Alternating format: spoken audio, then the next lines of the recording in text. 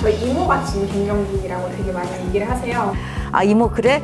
나 이모의 갱년기 증상이 너무 궁금해. 한번 만납시다. 그러니까 갱년기 토크가 우리 집안에서 우위를 점할 수 있도록.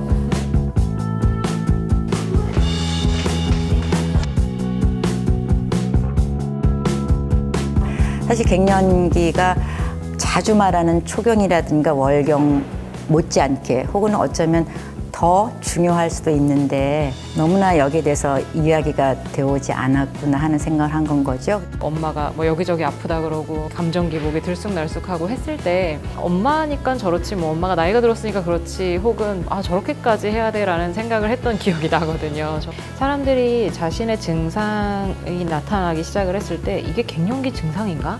이게 갱년기 맞나? 뭐 그래서 친구들하고 물어보는데 다 다양하거든요. 그러면 갱년기 증상에 대한 이해도가 부족하기 때문에 나타나는 불안감, 건강함을 잃어버리는 것에 대한 상실감. 그래서 저는 그 불안감과 상실감이 갱년기를 얘기하는 가장 중요한 키워드라고 생각을 하거든요.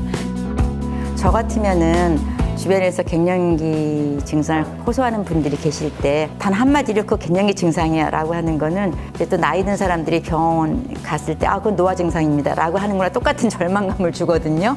그러니까 우리가 원하는 거는 대화죠. 그 소통이 가능한 그룹 안에 내가 있다는 것을 확인하고 싶기도 한 건 거예요. 그래서 다른 사람과도 이 주제를 좀 더 공적으로 이야기할 수 있는 문화 이런 것들을 함께 만들어 나가는 그런 노력을 해야 되지 않나 이런 생각이 드는 건 거죠. 실제로 얼굴이 막 불그락불그락해지고 막 덥고 땀이 막 나서 옷이 다 젖고 밤에 잠을 설치고 이건 일상을 굉장히 방해하는 증상들이거든요.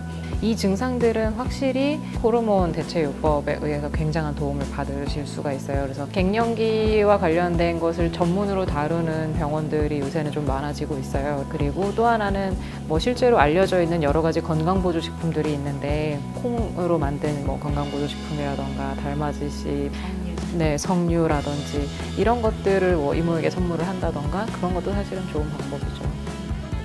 여성의 경우는 생리를 하는 사람들이잖아요. 그러면 생리할 때 좀 힘들지 않습니까? 일단 통증이 있고 그다음에 이제 생리할 때 감정의 기복도 심해지고 근데 그 어머니들이 갱년기에 들어가게 되면 한 달에 한 번인 증상이 아니라 이게 한 달 내내 혹은 뭐 1년 내내 혹은 5년 내내 지속되는 증상들이거든요. 이 생리를 하는 내 몸 안에 이미 나의 어머니의 미래가 있다.